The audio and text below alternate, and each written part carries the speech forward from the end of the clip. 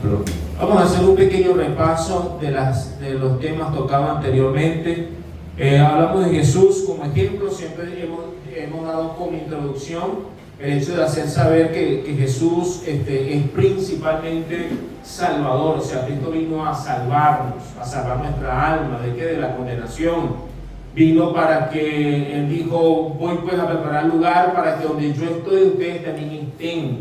Jesús vino para que nosotros tuviéramos vida en Él. Jesús dijo, el que cree en mí, aunque esté muerto, vivirá. ¿Ok? Entonces Jesús es nuestro Salvador. Sin embargo, aunque Jesús es Salvador, nuestro Salvador, Jesús es un ejemplo en todas las cosas. Mira, nosotros podemos orar toda la vida, predicando solo del ejemplo de Jesús y no va a bastar, o sea, no va a ser suficiente toda su vida para hablar acerca de Jesús como ejemplo. Sin embargo, hemos tocado algunos puntos relevantes y en otro momento quizás podemos hablar otras cosas. Nosotros podemos escribir libros,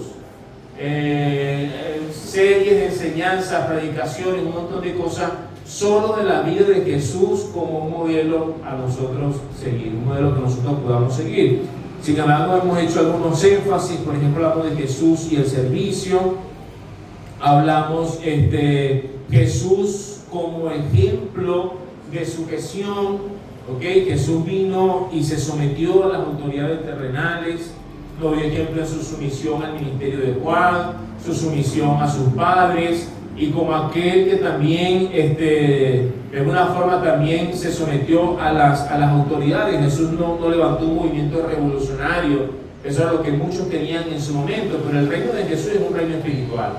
Él no vino para liberar al pueblo de una opresión extranjera, vino para liberarnos del poder de las tinieblas, de liberarnos de aquel que nunca abrió la puerta a los presos, y en este caso es del poder de Satanás. Entonces hablamos acerca de esto, hablamos del ejemplo de Jesús como Jesús y la oración, cómo nos da ejemplo en su oración. Y nosotros en este tiempo, si vemos a Jesús, quien siendo el Hijo de Dios nos dio un ejemplo tan hermoso de oración, cuanto más nosotros que somos tan insuficientes no debemos depender de la oración.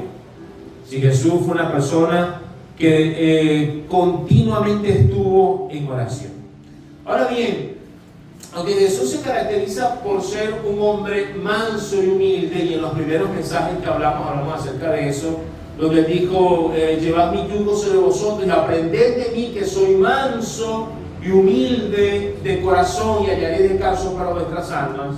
Jesús nunca agarró un arma, nunca agarró una espada, nunca agarró nada de esto. Fue una persona que se caracterizó por traer paz, príncipe de paz, todo esto, y nunca fue una persona violenta. Se le conoce así como el príncipe de paz. He aquí tu rey viene manso y humilde, sentado sobre un pollino. No entró en un caballo veloz, como un guerrero a Jerusalén, no. Entró manso y humilde, ¿ok? Pero aunque eso es así, hay otro ejemplo que Jesús nos da a nosotros, y es el ejemplo de Jesús y la reprensión. Es decir, aunque Jesús fue un ejemplo de humildad y de sencillez, Jesús también fue una persona que reprendió justa y proporcionalmente a las personas que tenía que reprender. No vamos a tocar todos los episodios de su reprensión, pero vamos a tocar algunas cosas importantes para que sepamos que es un ejemplo que Jesús también nos da, porque la reprensión también está incluida en el ministerio de Jesús, y como dijimos en muchas otras ocasiones, ejemplo que he dado para que como yo he hecho, ustedes también hagáis. Tenemos que aprender a recibir la reprensión, y tenemos que también aprender a dar reprensión, exhortación, porque Jesús también lo hizo. Usted va a encontrar, por ejemplo, y vamos a tocar ese episodio, pero usted va a ver a Jesús, por ejemplo, diciéndole a los fariseos, fariseo hipócrita, y eso no lo dice una vez, hay todo un discurso donde Jesús acusa a los escribas y a los fariseos y los reprende duramente. diciéndole hipócrita. Jesús, por ejemplo, reprendió a Judas cuando éste quiso interferir en la adoración de aquella mujer que derramó el frasco de perfume, y lo reprendió públicamente, dijo, déjala. O sea, vemos a Jesús haciendo este tipo de cosas, y lo que le dice a los fariseos es bastante duro. El fariseo hipócrita le dijo víboras, serpientes, sepulcro blanqueado, o sea, un montón de cosas que usó Jesús para reprender, pero lo hizo en su momento preciso, en la ocasión precisa, con un propósito y con un resultado, lógicamente. ¿Ok? Vamos a encontrar todas estas cosas. Sin embargo, yo quiero señalar bíblicamente algunos textos que usted pueda anotar allí, aparte de las referencias generales que le estoy dando. Te voy a encontrar, por ejemplo, Jesús cómo reprende a Juan y a Jacobo en aquella ocasión. Y la reprensión surge de lo siguiente: Jesús les envía a ellos a Jerusalén para hacer los preparativos, y cuando ellos iban, el camino más corto para llegar a Jerusalén era pasar por Samaria. Pero los samaritanos y los judíos no se llevaban entre sí, ¿se acuerdan? Sí. Había un conflicto allí racial. A los samaritanos se les consideraba no puros, contaminados y todo lo demás. Entonces había todo un conflicto allí cultural, racial y todo esto, pero no lo dejaban pasar. Ellos iban y no lo dejaron pasar, y como no lo dejan pasar, viene Juan y Jacobo y le hacen una petición a Jesús, y le dicen muy espiritualmente, le dicen así: Señor. Eso está, para que lo tenga, en Lucas 9, 51 al 56. Le recito esta parte. Le dicen, Señor, estando, me imagino que incómodos y molestos por eso, ¿quieres que mandemos que descienda fuego del cielo como hizo Elías y los consuma? Una guarandinga, ¿no? O sea, no estaban pidiendo nada. El episodio que están recitando es cuando Elías es enviado, envía el rey Acab, si no me equivoco, a buscar a Elías, y le decían varón de Dios, y él decía: si yo soy varón de Dios, que descienda fuego del cielo y se los consuma todo. Y se los consumía todo. Creo que fueron 3 compañías que enviaron, hasta que la última fue y tuvieron la actitud correcta y se humillaron frente al profeta y le dijeron: mira, estima preciosa nuestra vida y todo lo demás, y fueron con la actitud correcta y hicieron la petición de ser llevados ante el rey, y el Señor dijo: bueno, ve con ellos. Entonces ellos están recitando este pasaje. ¿Qué quieres que, Señor, quieres que oremos así como oró Elías? ¿Nos permite orar como oró Elías y que descienda fuego del cielo y se los consuma a todos? Se parece muchas veces a nuestras predicaciones, ¿verdad que sí? La predicación de la ira, la predicación donde no sé si realmente queremos que la gente se salve o si realmente se vaya al infierno. Pecador inmundo, gusano podrido, te vas al infierno, arrepiéntete. Y realmente en el fondo del corazón pareciera que hubiera un anhelo de que eso sucediera. Una vez alguien decía: no, hermano, si usted no ama a las almas, no tiene derecho a predicarle acerca del infierno, porque eso debe dolerte, eso te debe hacer sufrir y debes hablarle con lágrimas en tus ojos. No debe ser la predicación de la violencia, aunque ciertamente debemos hablar del infierno. Pero esa fue la petición, y cuando el Señor escucha esto, el Señor hace así como que... Entonces, volviéndose, Él los reprendió diciendo: vosotros no sabéis de qué espíritu sois, porque el Hijo del Hombre no ha venido para perder las almas de los hombres, sino para salvarlas. Mis amados hermanos, podemos entender y comprender que han habido momentos en nuestra vida donde realmente, literalmente, anhelamos y deseamos la desaparición física de muchas personas. Y le entiendo. A veces nos pasa como el salmista cuando decía que sentía punzadas en su corazón. Y decía: mira, Señor, todos estos impíos, sin ser turbados del mundo, han alcanzado riquezas y todo lo demás, que Satanás esté a su diestra, que sus hijos sean huérfanos y su mujer viuda. ¿Qué le está diciendo? Si mi esposa queda viuda y mis hijas huérfanas, ¿qué es lo que usted le está pidiendo al Señor? Se lo dice, el pensamiento lo está diciendo de forma poética, ¿no? Que Satanás esté a su diestra, que sus hijas queden huérfanas y su mujer viuda. Le están diciendo de manera poética: mátalos, Señor, acábalos, consúmelos, destrúyelos, desaparécelos. Literalmente es el anhelo que quizás usted ha tenido y yo he tenido en mi corazón por situaciones tan dolorosas y tan difíciles y tan complicadas. Este era un conflicto de muchos años y de mucho tiempo, que había generado dolor, sufrimiento, peleas y toda esta situación. Sin embargo, el Señor le dice: ustedes no saben de qué espíritu sois. Realmente Jesús es maravilloso. Amén. Pero Jesús también reprendió a Pedro.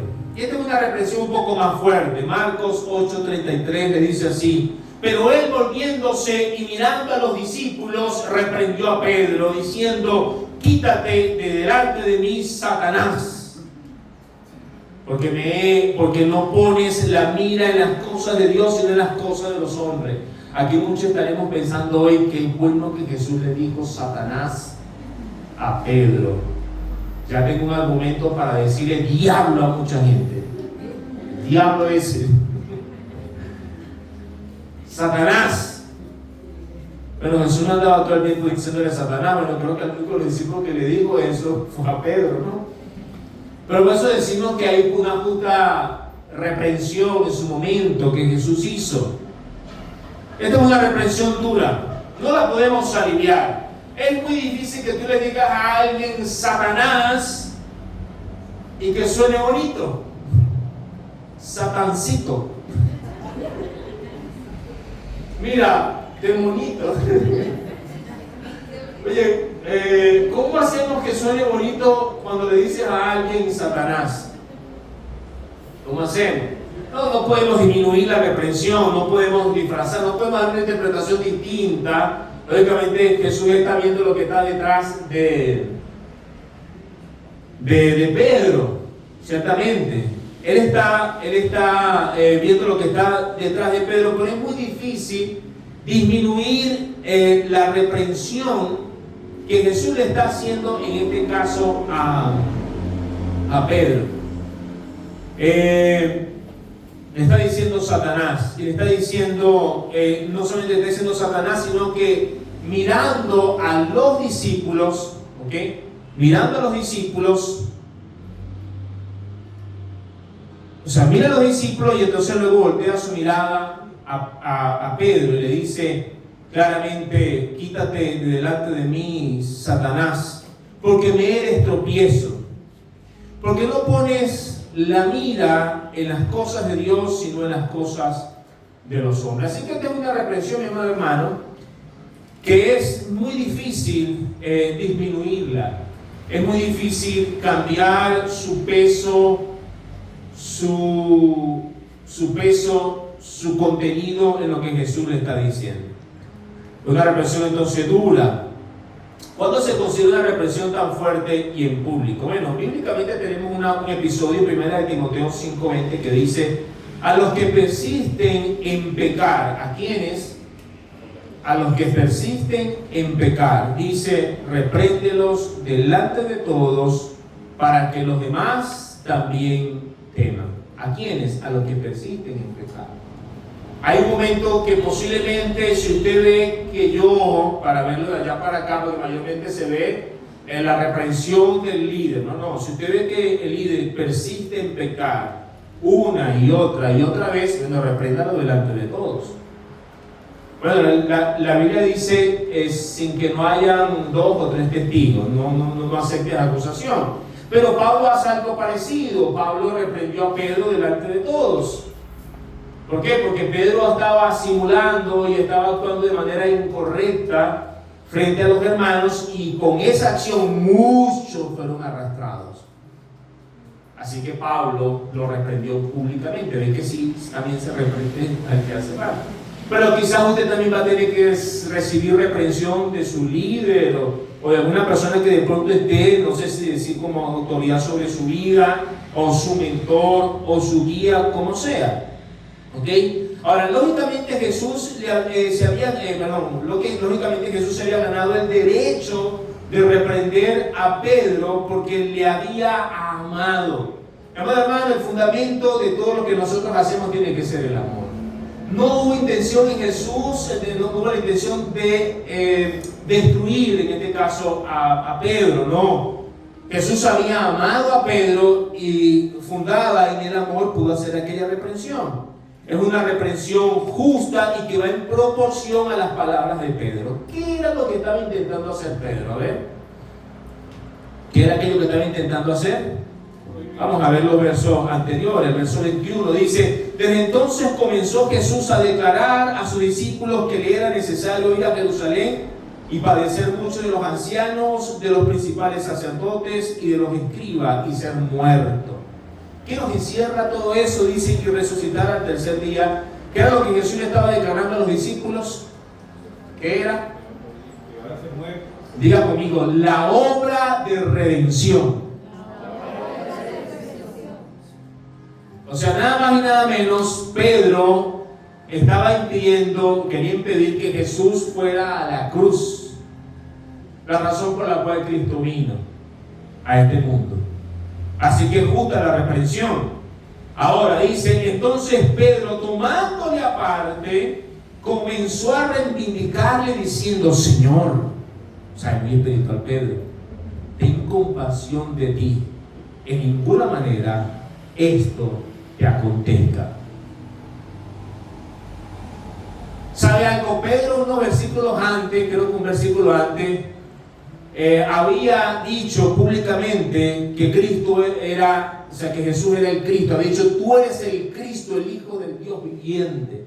Y Jesús le dijo: bienaventurado eres Pedro, porque no te lo reveló carne ni sangre, sino mi Padre que está en los cielos. Ahora, ¿quién habló por la boca de Pedro en ese momento? Ok. Ahora Pedro, usted sabe, se infló. Y quizás mira a los discípulos así, a sus compañeros. A este que está aquí se lo reveló el Padre. Y entonces Jesús continúa hablando. Me es necesario a Jerusalén. Y ahora tú sabes, Pedro escucha una voz también y dice: seguramente yo soy el que estoy recibiendo las revelaciones. El hombre estaba, usted sabe, muy crecido. Y el Señor tuvo que darle un mandarriazo, porque eso no fue. Y entonces, ¿sabe? Muy espiritual, pero no se lo voy a decir públicamente a Jesús, lo llamó aparte. Ven acá, Señor, ¿qué te estás diciendo, Jesús? ¿Cómo que tú vas a ir a Jerusalén? Señor, que eso no te acontezca. ¿Quién habló por la boca de Pedro en ese momento? El diablo. No es que Pedro era Satanás. Aunque se lo dijo a Pedro, Jesús vio lo que estaba detrás de Pedro. Le dijo: apártate de mí, Satanás, porque no pones tus ojos en el cielo, en las cosas del cielo, sino en las cosas de la tierra. Pedro quería nada más y nada menos entonces que impedir que Jesús fuese al cielo. El Señor coloca a Pedro en su lugar. Hermano, una de las cosas que hace la reprensión es que nos colocan en su lugar. Ahora alguien a usted le ha reprendido y ha logrado eso. Bueno, la Biblia dice que al manso lo reprendes y puedes lograr algo, ¿no? Al humilde de corazón. Ciertamente es incómodo, ¿verdad? A mí no me gusta cuando Ana me dice: alguien tiene la razón, y menos si tiene la razón. ¿Sí me explico? Pero ¿qué hace la reprensión? Nos dice: sí, hermano, lo hiciste mal y realmente es así y tengo la humildad para recibirlo. Eso me ayuda a colocarme en el lugar correcto. Y el Señor tenía que bajar a Pedro y colocarlo en el lugar correcto. Amén. Cuando nos creemos entonces los iluminados y no discernimos la voz que nos habla, es necesaria la reprensión. Amén. Jesús reprende a sus discípulos también. Vamos a ver Mateo 17:17, el grupo completo. Respondió Jesús y dijo: oh generación incrédula y perversa. Otra vez. ¿Hasta cuándo he de estar con vosotros? ¿Hasta cuándo os he de soportar? Una vez más, ¿cómo decirle a alguien perverso e incrédulo y que suene bonito? ¿Cómo le haríamos? ¿Hacemos un diminutivo perversito?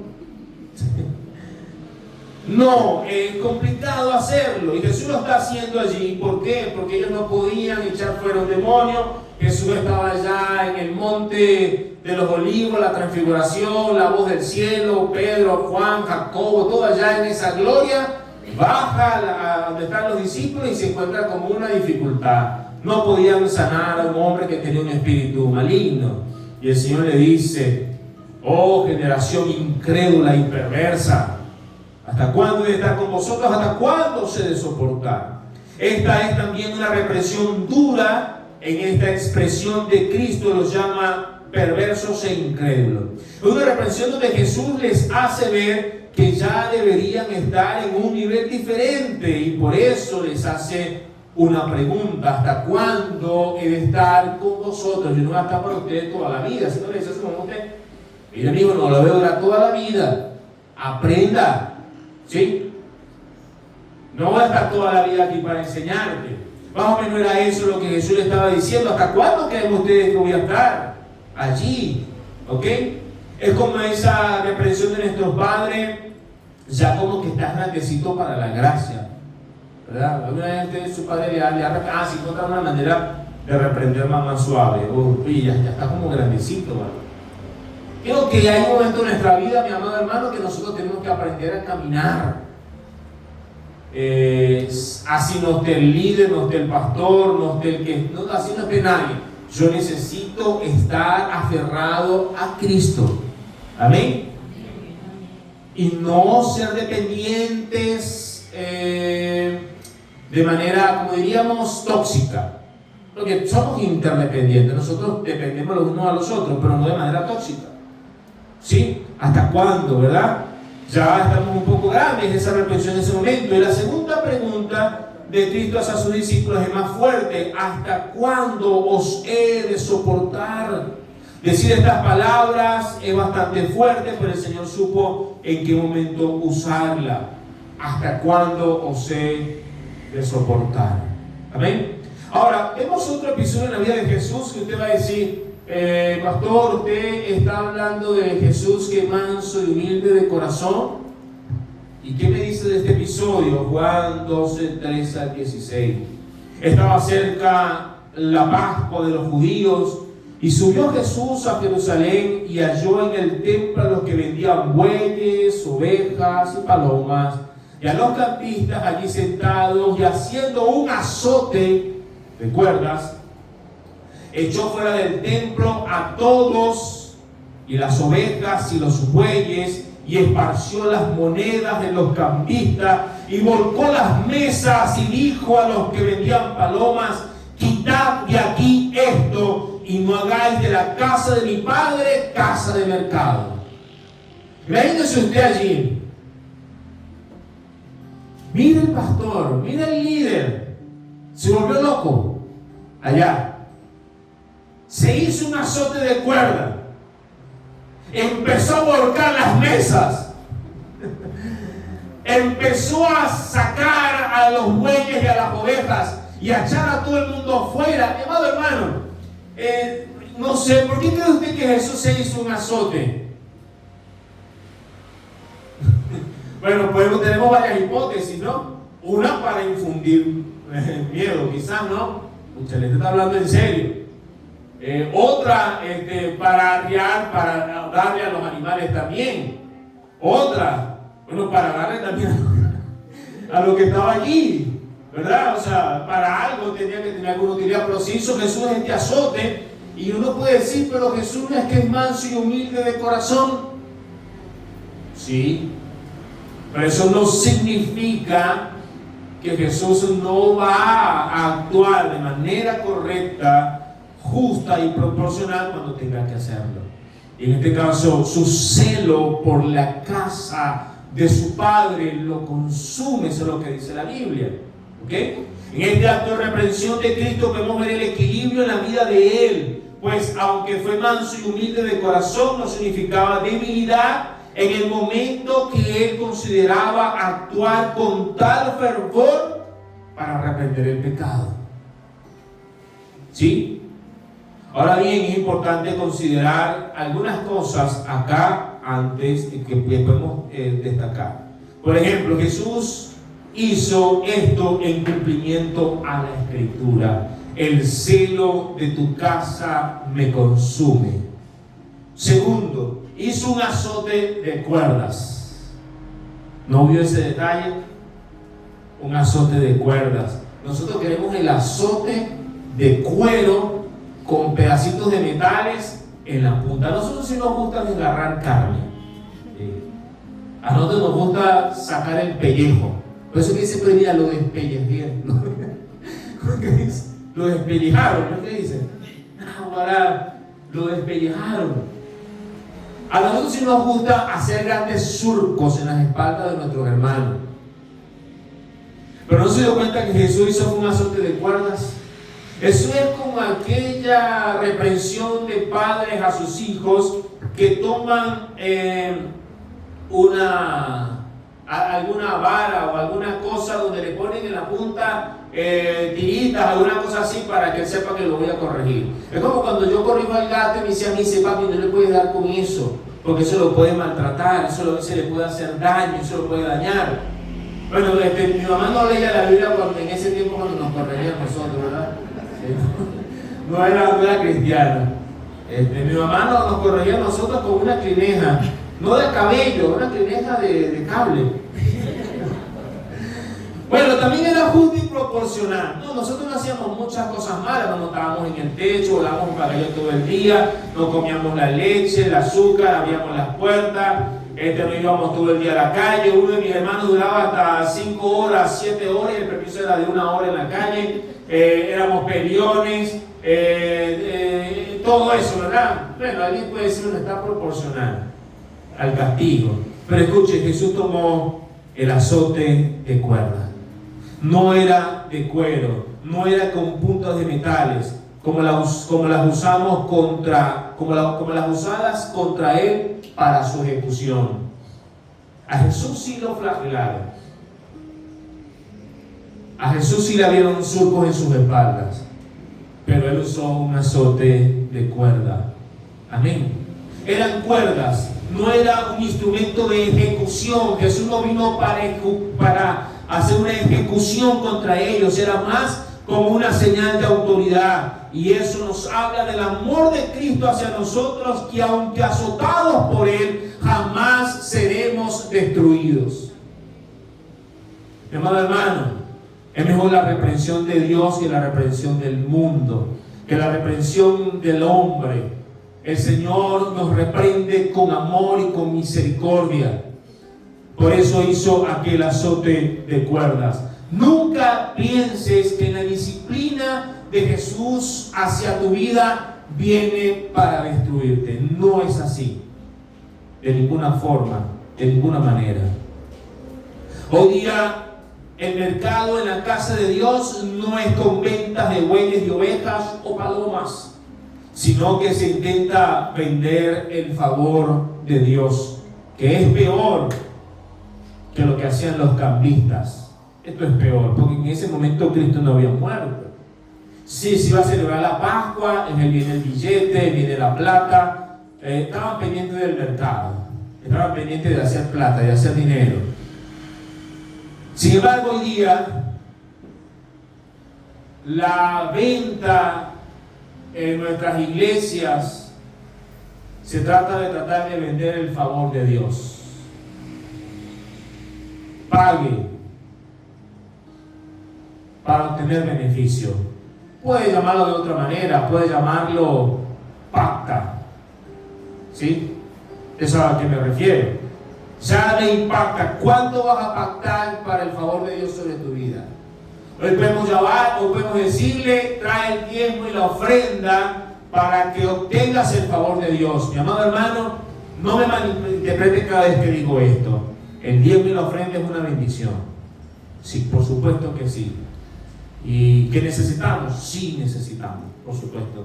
Pero no es la venta del favor de Dios. Hoy día puedes llamarlo, bendice, darle lo que tú tienes al profeta, darle lo que tienes al apóstol para que Dios te bendiga. Siempre en buena tierra, siempre en buena tierra. ¿Tienes buena tierra? Siembra allí en el apóstol, siembra allí en el profeta, siembra allí en el hombre de Dios. ¿Para qué? Para que Dios te multiplique. Y no estoy en contra del favor, de la ayuda que se le debe dar a quien sirve. La Biblia dice, no pondrás bozal al buey que trilla. Y digno es el obrero de su salario, pero eso no es la grosería que nosotros vemos hoy día. No es la grosería que vemos hoy día. No tiene nada que ver con eso. Jesús fue sustentado con la ofrenda de la gente. Además, las mujeres participaban en beneficio a Jesús en lo que él hacía. Tenía un administrador allí. Eso estaba allí. ¿Ok? Pero no hagamos de la casa de Dios mercado. Nunca. Y esa fue la reprensión de Jesús. Y nuestra arma hoy día, nuestro azote es la palabra del Señor. Ese es nuestro azote. Otra cosa que Jesús nos dio ejemplo. Jesús nos dio ejemplo en la enseñanza.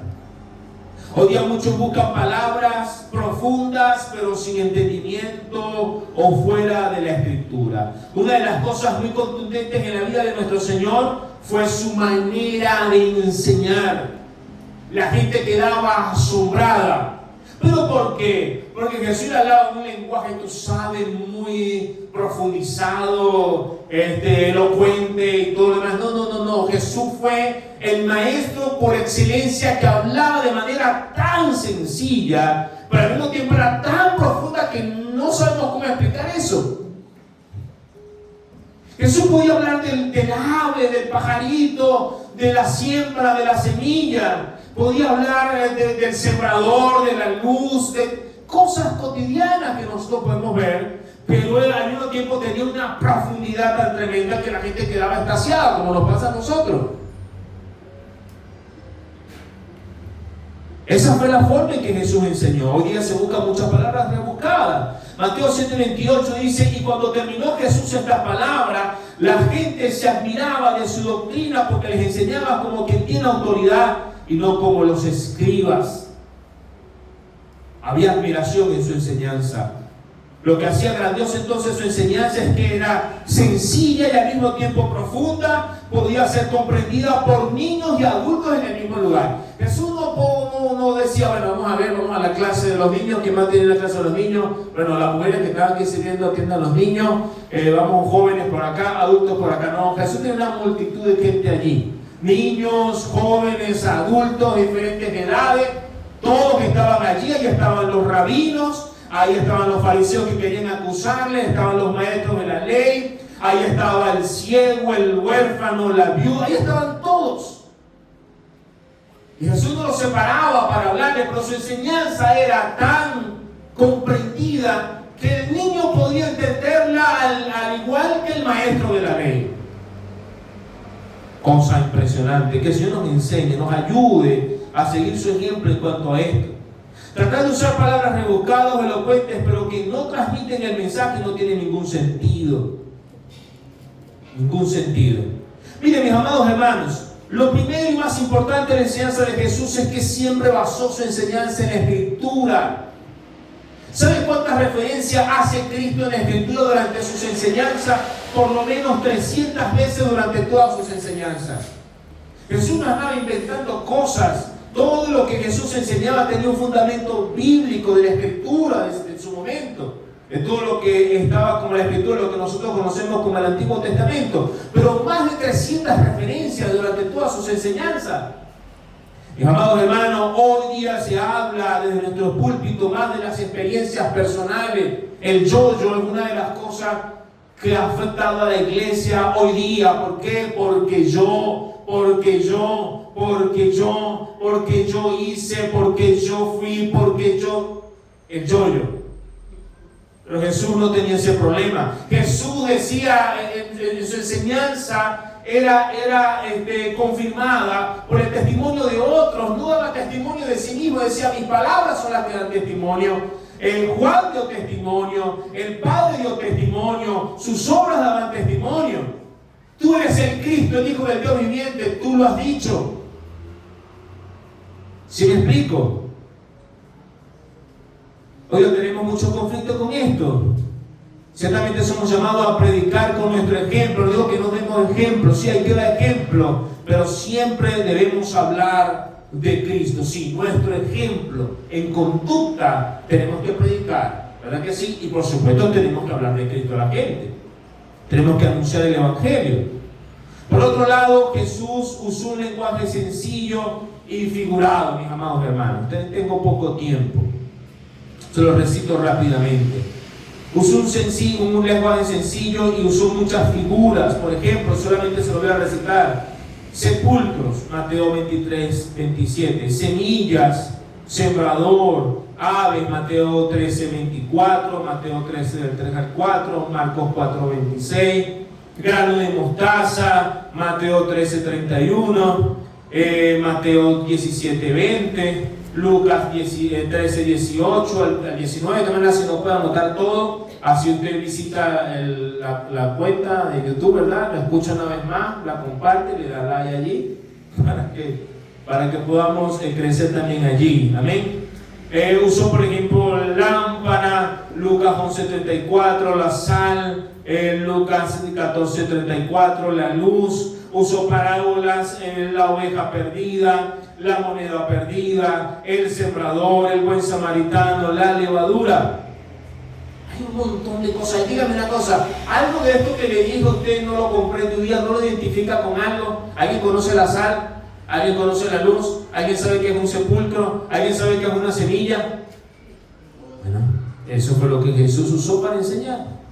¿Y qué pasaba? La gente se admiraba de su doctrina. El último ejemplo, mi amado hermano, que no creo que nos dé tiempo para hablarnos completamente, y lo prometí ayer con las mujeres, es sobre el ejemplo que Jesús nos da en el trato con las mujeres. Sin embargo, en algún momento vamos a tomar un espacio para hablar bien abiertamente de esto, mi amado hermano, porque nosotros tenemos que definir muchas cosas sobre esto. Pero puedo decirle que el trato que Jesús dio a las mujeres fue un trato, algunos lo califican como revolucionario para su momento. Jesús parece no estar en la época donde estuvo. Jesús fue tan comprensible con las mujeres que es más comprensible que muchos predicadores hoy día en el siglo XXI. Yo me imagino a Jesús diciendo muchas cosas que escucho de buenos predicadores, de buenos hermanos que enseñan la palabra, pero que lo dicen hoy día. Yo no me imagino a Jesús en esto. Mi amado hermano, Jesús tuvo un trato tan distinto y tan diferente con las mujeres. Jesús se sentó a hablar con mujeres, cosa que no era común que un maestro se sentara a hablar con mujeres en ese tiempo, porque eran las cosas que más evitaban. Jesús pudo decir a la mujer, a la suegra de Pedro, y no le da texto ni nada, en otro momento vamos a hablar más profundamente sobre esto, pero Jesús pudo decir a la suegra de Pedro que se vaya la fiebre ya. No, pero Jesús fue y la tocó, le tocó la mano. Oye, qué cosa tan interesante, ¿no? Tocó la mano de la suegra de Pedro y reprendió la fiebre. Es esa acción de protección, ¿verdad que sí? Tomó su mano y reprendió la fiebre. ¿Sí? Nosotros ayer hablamos del ejemplo de Jesús y la mujer con flujo de sangre. Aquella mujer con todas las limitaciones que hablamos ayer. Pero cómo pudo abrirse paso y extender su mano para tocar solo la punta del manto de Jesús.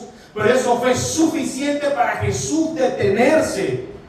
Porque para Jesús la mujer era una más del montón. No estaba su agenda tan apretada, su agenda pastoral no estaba tan apretada como para no atenderla. Ya va.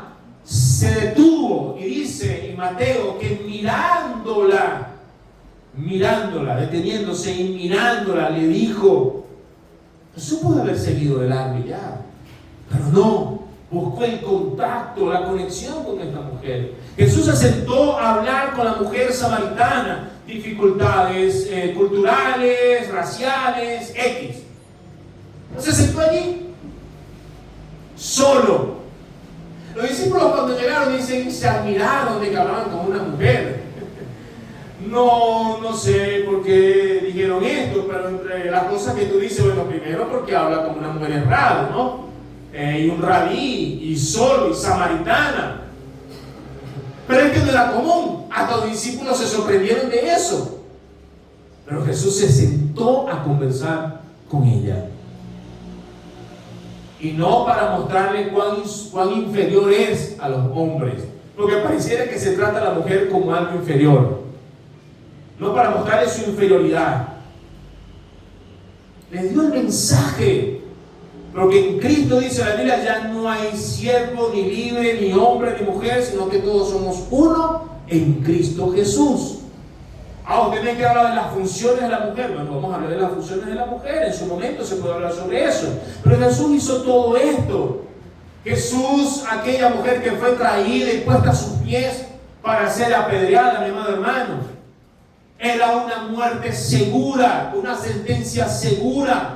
Aquella mujer seguramente fue llevada arrastrada, porque no van a llevar a una condenada en una camilla especial o con unas escoltas especiales indicando el camino para que no se tropiece. No, esa mujer tuvo que haber llevado golpes. Es más, uno pudiera pensar, cuando la iban a apedrear, quizás se detuvieron y dijeron, no, esta es una oportunidad para tenderle una trampa a Jesús. No la vamos a matar mejor, vamos a sacar provecho de esto. Seguramente ella llegó llena de moretones, de raspones, llena de sangre, quizás con cabello arrancado de su cabeza, porque la tuvieron que haber llevado de esa forma. Ya están acostumbrados a hacer esto y la ley la condenaba. Pero allí aparece Jesús para librarle de una condenación segura. Sacó demonios de otra. Ahí están las mujeres que le servían. Ahí está María después de la resurrección. Se aparece Jesús primero a una mujer. Fue la mujer samaritana la que fue enviada. Además, no fue un evangelista aquella mujer. Eso fue lo que hizo. Fue y le dijo a todo el mundo, mira, he conocido un hombre que creo que es el Cristo porque me ha dicho todo cuanto he hecho en mi vida. Y todo aquel montón de gente vino a Jesús. ¿Quién la trajo? Una mujer. Jesús le dijo a María, ve y dile a mis hermanos. Apareció primero María. No fue un hombre, fue María. Aunque Jesús no estableció una enseñanza clara en palabras, el ejemplo que nos da Jesús es un ejemplo a seguir. Lo dijo sin palabras. Su forma de actuar y su forma de ser nos habla lógicamente de alguien que vivió distinto a la época en cómo se manejaban las cosas. Sin embargo, tristemente, hoy día vemos cómo se busca de hacer daño. Y amado hermano, a la mujer, nosotros no estamos hablando de empoderamiento. Eso no es bíblico, eso es satánico. Quiero que lo sepa, eso es diabólico. No estamos hablando de ninguna de estas cosas. Estamos hablando de lo que dice la Biblia y el ejemplo que Jesús nos dio en cuanto a su trato con la mujer. Y nada más y nada menos, la Biblia compara a la iglesia con la esposa de Jesucristo. Y dice que así como Él amó la iglesia, ha de ser amada la esposa, quien entregó su vida por ella para salvarla. Amén. Por alguna razón tenemos todo eso en la Biblia. Pero en otro momento podemos hablar acerca de todo esto, porque hay que buscar argumento bíblico, hay que hablar ampliamente sobre esto. Quizás una segunda actividad que podemos llamar Pequeños Momentos, Grandes Conexiones 2. Pequeños Momentos, Grandes Conexiones 2026. Amén. Y amados hermanos, ya se nos acabó el tiempo de hace unos minutos atrás. Vamos a estar de pie, por favor, y vamos a orar. Vamos a orar.